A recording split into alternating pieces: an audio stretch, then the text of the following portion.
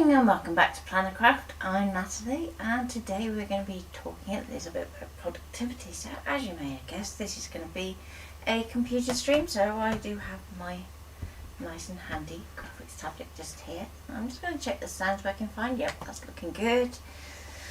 So why am I talking about productivity? So if you're stuck for inspiration, and I've talked about this before, sometimes limitation is the way to go, because sometimes having such a plethora of tools at our disposal can actually hold us back from getting started and getting something down on the page.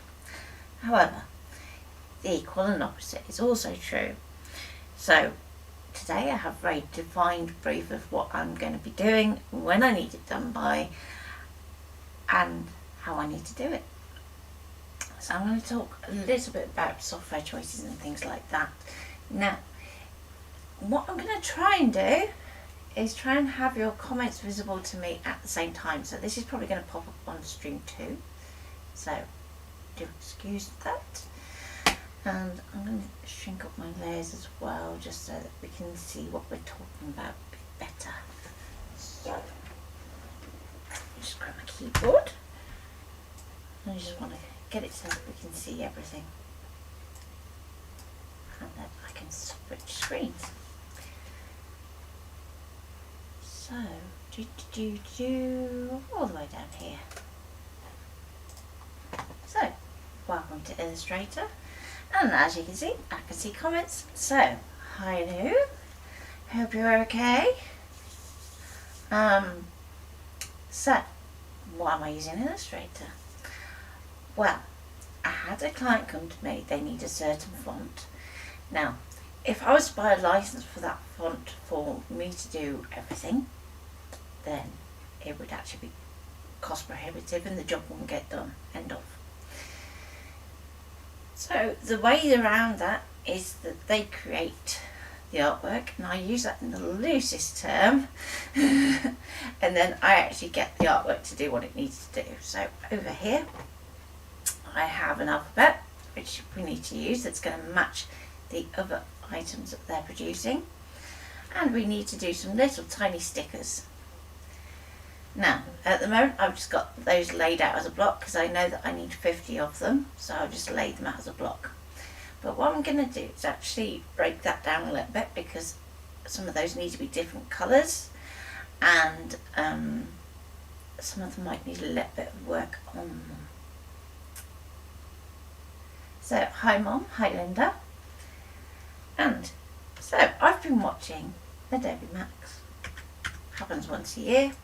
It's about 2.5 days out of your schedule. So it's pretty jam-packed into that 2.5 days.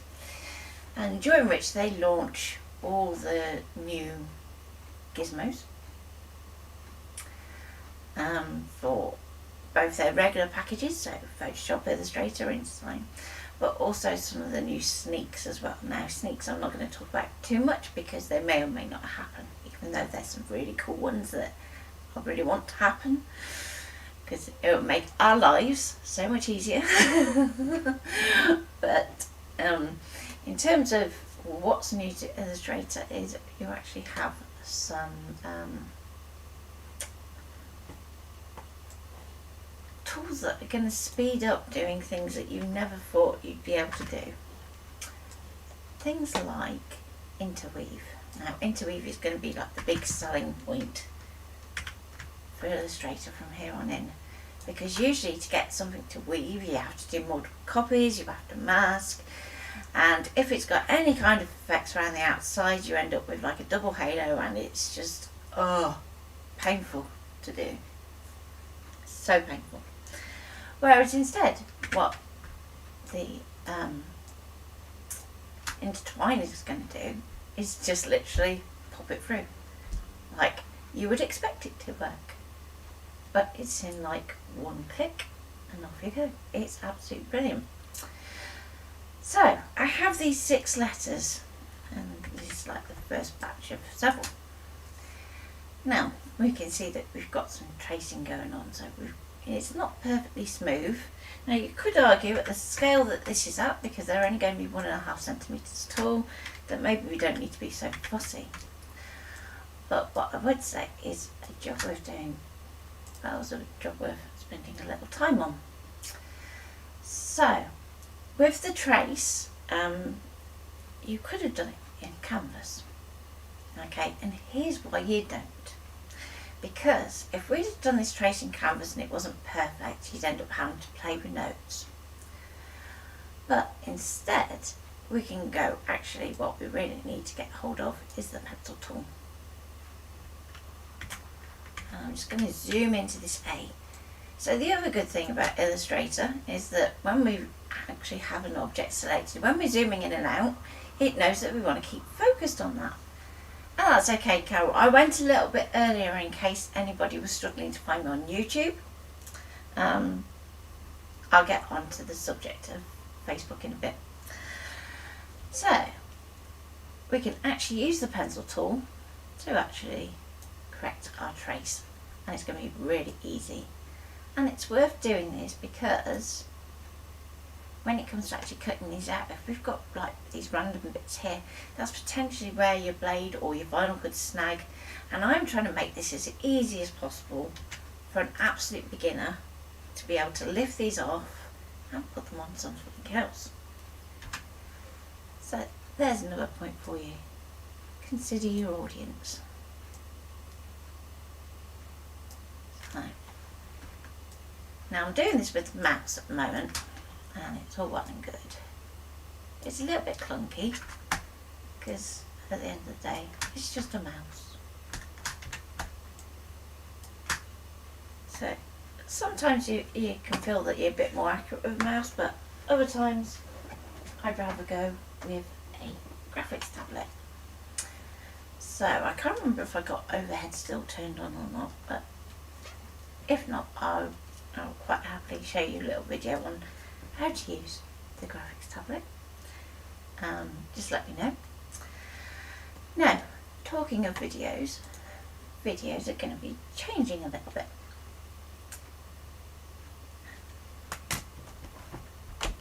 And sometimes the graphics tablet just needs to wake up. There we go. It's because it's been on for a while. So, videos. I was thinking we have a fans page on Creative Fabrica that is sat there not doing very much. So what I usually do is I usually put like a monthly design up, and then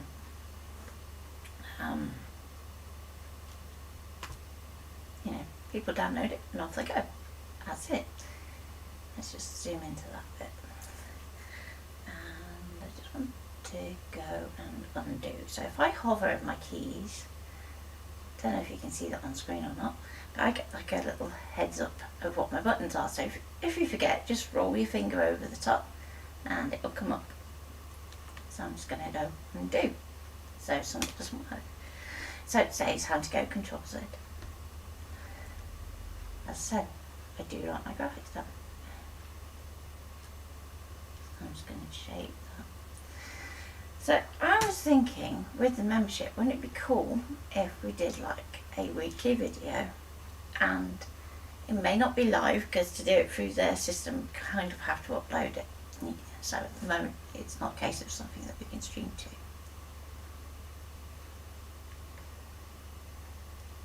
So with our pencil tool we want to make sure that we try and meet back up with that line, then we don't get any excess.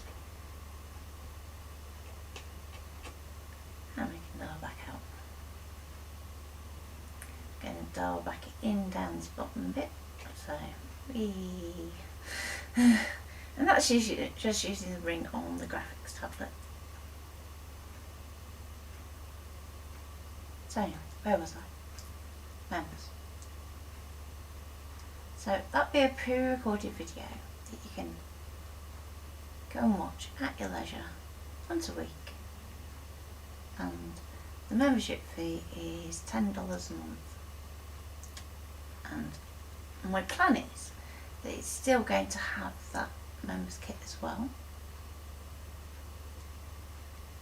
So there will be a Christmas members kit going up very shortly.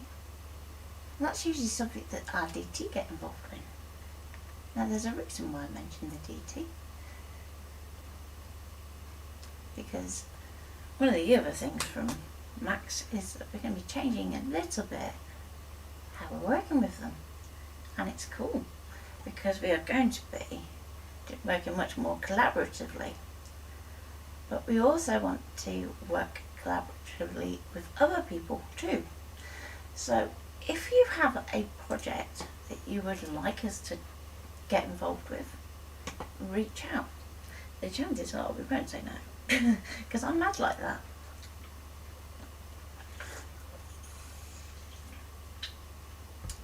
So for example, it could be that you want to launch a new project. It could be that you're getting into doing your own cut files and you just want somebody to just make it up and show how it's done.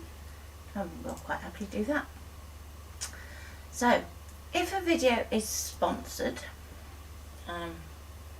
they've asked me to do a video, you're going to find that that gets done and as a live for you to watch.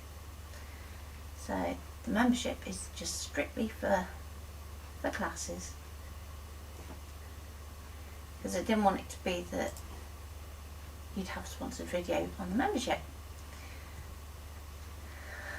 Well, that's one way of walking the dog, Deb. So I'm just fixing the S's. So we can see that with our curves, they're just a little bit pointy in the wrong places. Now, sometimes smoothing can work this out, sometimes it can't. So I'm just going to try my best to just smooth that out. As I said, you want to try and meet that line. If it doesn't quite, that's when you get your extra line. Okay. And sort this bit out here. That's better. Now, as I said, the actual size of these letters is tiny. So they're 1.5 centimeters tall. But nobody wants a dot on an I that looks like it should be more like a stop sign. The dogs are sleeping on the sofa. Oh dear. Shall I wake them up? So I'm going to zoom in on this eye. And I want to get right into the dot here. Now if you've got room on your desk to have your keyboard as well, the keyboard shortcut for your pencil is usually N. Now, as with all things Illustrator or even Affinity Designer, you can change that to work how you want to work. So if you think N's a really stupid shortcut for a pencil, which it kind of is, then you can change it. The only thing I would say is try not to use P, because obviously P would more naturally be the pen tool. Okay, so it's not going to be a perfectly round circle, but that's fine, because again it's going to be teeny tiny, and hopefully we hope for the best that Canvas isn't going to cut that up. So, or rather that we hope that it will cut it out, if you see what I mean. We just don't want it to ignore it. So, with that done, there's a little bit at the bottom of the eye that I'm bothered about, so I'm just going to dial that in. Click on the eye. And it's important that we do that clicking action so that it knows that when we go to the pencil tool, it is going to be shaping a line rather than drawing a new one.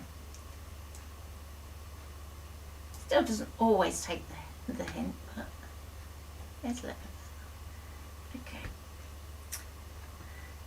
And you can set up your speed buttons down the side of your graphics tablet to do certain tools if you want. You don't have to have it set up so that, like, the top button, which is touch on off on mine, probably in most cases, if you're kind of got as like a starter tablet, you're not going to have that option anyway. So basically what that means is I can draw with pen or I can draw with touch.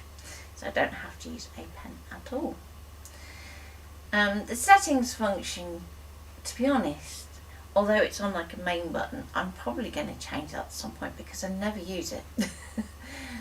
Then underneath that we have the Shift tab, which is useful when you're doing certain programs. Now all those buttons you can set up by individual program too, so if you're finding that shortcut you need in one thing you don't need in another, you can do that. So back to me pencil tool and just shape that little bit in there. Okay, so it really look like we've got our shapes roughly right. I'm going to zoom back out. Now I know I need my A and my I in one colour, and I need these in another colour, so I'm just going to move these over here. Now that's all well and good, but now we need to kind of put those into some sort of structure so that we know that they're ready to go. So I'm working on a 12 by 12 inch sheet at the moment. I've not added my artboard as such, but do make sure that we're working a little bit within our edges, just so that we don't have any scaling issues. Okay, and I'm going to select these top letters,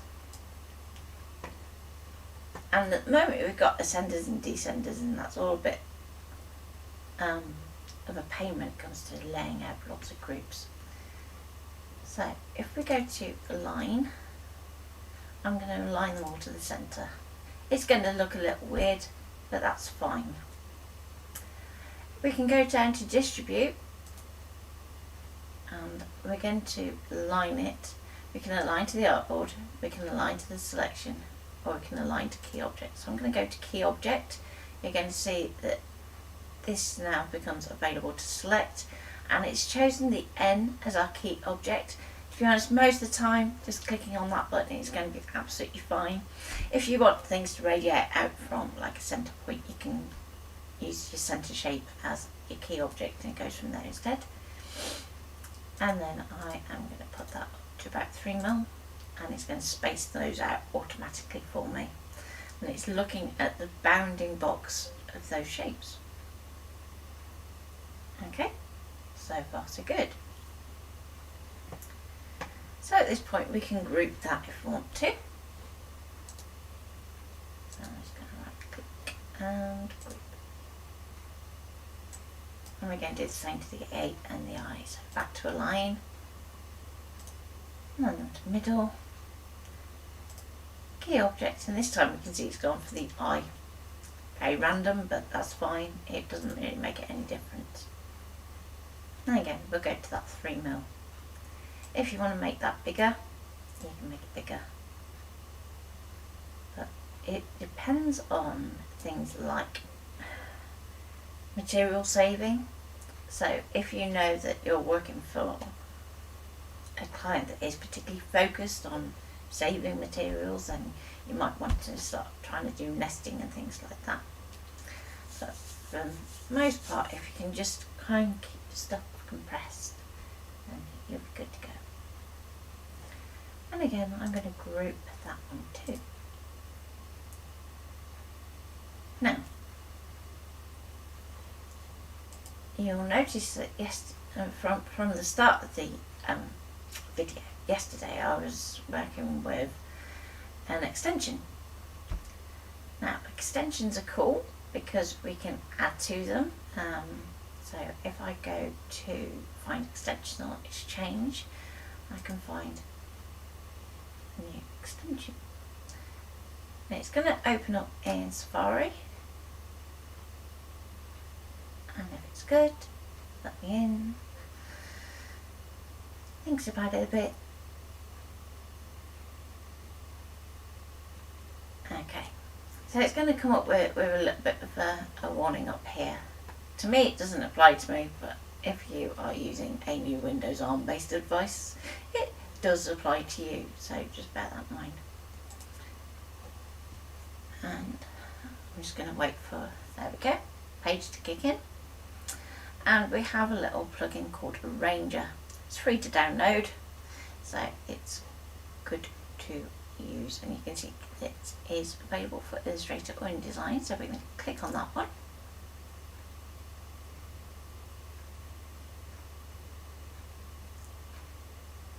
And then what you're going to do is you are going to want to install this. Now what I would say is, as you can see, I already have it. It's installed on your computer. But having done this last night, here's a little bit of a word of advice. If you can, try and get your plugins before you start. So if you think I need to do something in the grid, make sure that you go and download Arranger first if you haven't got it already. So it's already installed on the other one. It hasn't quite figured out that it needs to be on here too. That's fine. Now, what's good about Arranger? Arranger is good because it can actually solve a lot of your questions or issues with alignment for you. So you can see that if you have a shape that you need to kind of duplicate across, move it up so that you're using as little material as possible, you could use honeycomb or you can use grid depending on the shape that you're doing. So if you're doing something square, you're going to want to go for a grid. If it's more circular or something like an octagon, polygon, you would go honeycomb. And we can even do cool things like wave. And you can get a mix of free and paid add-ons, and they just extend what Illustrator can do for you and make it a bit easier to do things like grids and stuff. But let's go in here and see if we can sort it. It may be that we can't. We don't want to split it into grid. Now, if what split it into grid is a bit like tiling, we don't want to do that. But we can go to repeat. And that means that then we can actually start to create a grid in here. So we then have our grid, and we've got 4 across and 2 down. Now one more would be nice. So 1, 2, 3, 4, 1, 2, 3, 4, 1, 2, 3, 4, 1, 2, 3, 4. Yep, so 5 across, and then we can go 10 down. Now, isn't this nice and easy? So instead of copying and pasting all that group over and over again, 2, 3, 4, 5, 6, 7, 8, 9, 10. Straight off the bat, we've got 50 of those letters done, dusted. Symbols. I'm going to move my AI. Now, it's going to look what I do next like it isn't going to fit, but of course it's going to fit because it's on. We basically have 2 sheets worth on our mat at the moment. So we can go Object, Repeat, and Grid, and we can drag that out. So this time, let's go 10 and 5. So 1, 2, 3, 4, 5, 6, 7, 8, 9, 10. So went 1 too many. Just check again. 1, 2, 3, 4, 5, 6, 7, 8, 9, 10. And we're going to go down for 5. There we go. Okay. So we now have our grid layout, nice and easy. Super quick, and we could push it and put it out on 1 sheet if we wanted to, but no, it's actually 2. Now, if we go into our layers panel, we can see that actually there's our group, and we've got our original shapes that are over here to one side. Now, what I would suggest doing is do a save at this point. So we know that we've got everything that we need. If we were to export it at this point, as in going straight to SVG, it's going to take that whole document. But instead what we can do is we can actually do it by artboard. So let's see if we can find the right panel. So asset export, there we go, and we can drag our artwork into the panel to be ready to export it. So if we go in here, we can say SVG.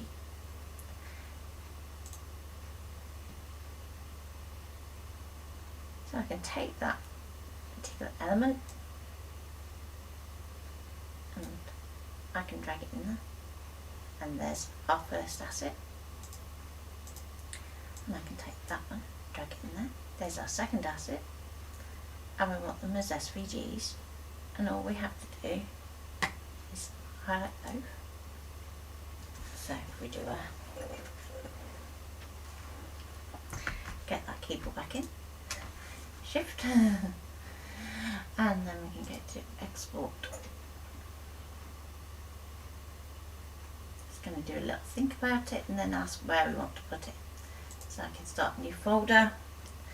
Now, the actual document itself is saved up on the Creative Cloud, so it doesn't have a home on my computer yet. But I can just call it Dice Letters. And just go choose, and it's going to pop it in there, and then it's ready for me to take into Canvas. So simple. And there we go. And because we've done the asset export, it's just going to say, can you save again? So whenever there's a little asterisk up at the top, that's just reminding you that what you've done is changed the original. And if at any point, you know, the power was to go, or especially in the current weather, then you would lose something.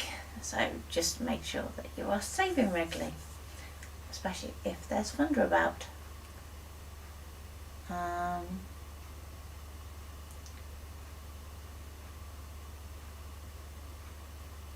Sorry to hear you're having one of those days. I have to say, we're having one of those days too. So, yeah. It was not a good morning this morning.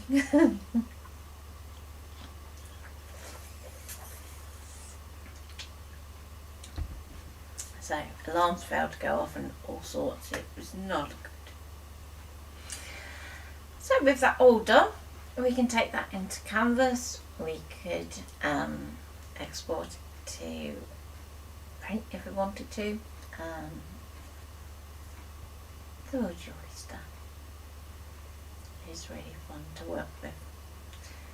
So today's takeaway is, yep, limitations are all well and good, but if you can work smarter, then why wouldn't you? Why struggle to make software that isn't designed to do something, actually try and do it when it could take blood, sweat and tears, when you could just go, well actually it could be a case of going to Affinity and dropping it in and going boom, pattern in there, ding dong, off you go. Illustrator is going to be another big step up again. So you know, it's like anything, there's horses for courses. So if you have a project that you want a bit of advice on, just reach out and I will tell you probably the best way of going about it, because at the end of the day, the best person to ask how to do something quickly is generally somebody who's lazy. So maybe lazy is the right word, but I always want to do things quickly and easily because I want to get on to the next thing and the next thing and the next thing. So things like the grids where you can just go drag out, done, done. We didn't even do any converted curves or anything, so it's good to go.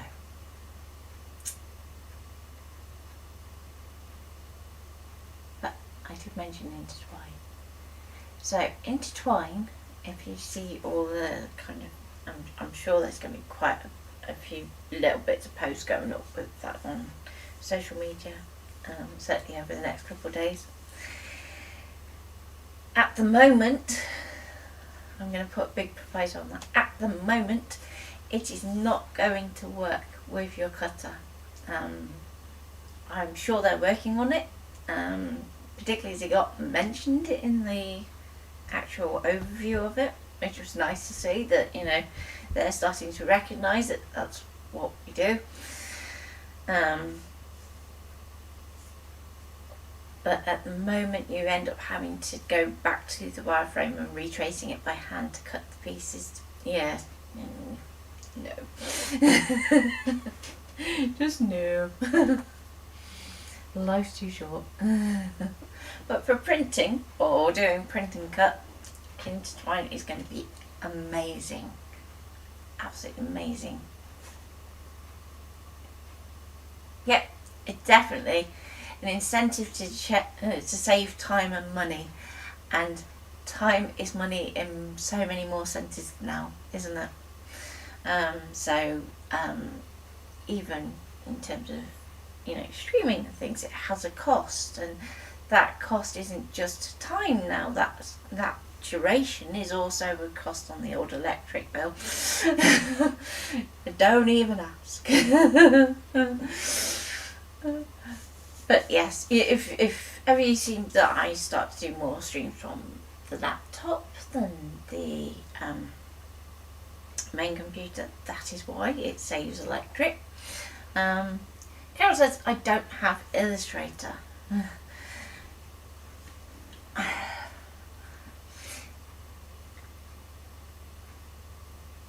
As yet, Affinity doesn't have the option to add the extra scripts, which means that you're relying entirely on the functionality of the software.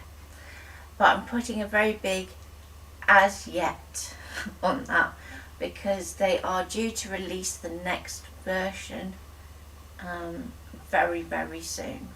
So if it's not by the end of this year, it's certainly going to be the early part of next year. So, is Illustrator worth paying for?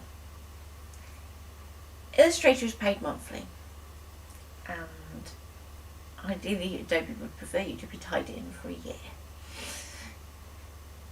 Ideally.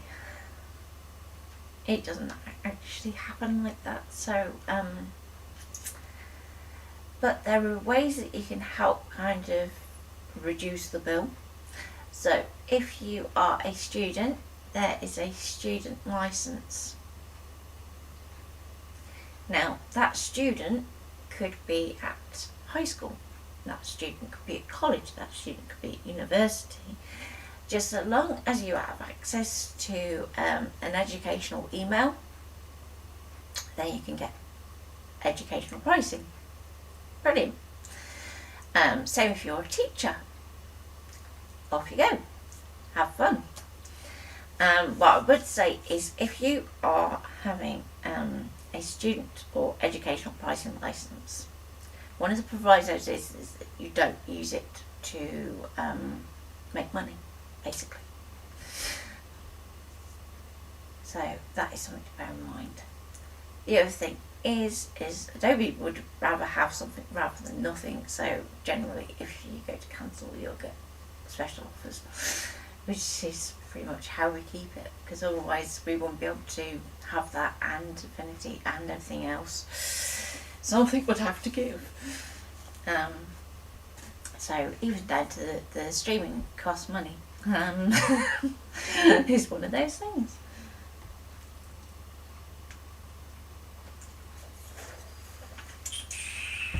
But do I think Illustrator is worth it over Affinity? It's a very tough one. If you are going to be doing a lot of very complex design. If you are going to be getting into a lot of very complex illustration, just thinking of the intertwine feature on its own, then yes, it's making it worth it. If you think that you can't draw, then Illustrator has some bits coming out that you are going to want to look at, because Adobe are working very much on putting artificial intelligence within their software, and that includes artificial intelligence for image creation. So there's going to be some very fun things that I can show you in Photoshop so very soon.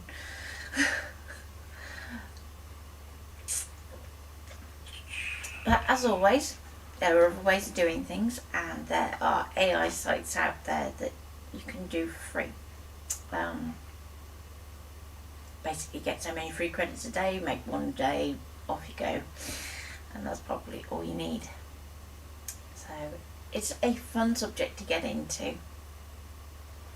It's a very fun subject, and there's going to be a lot of different things that you're going to see coming out that I'm going to be working on.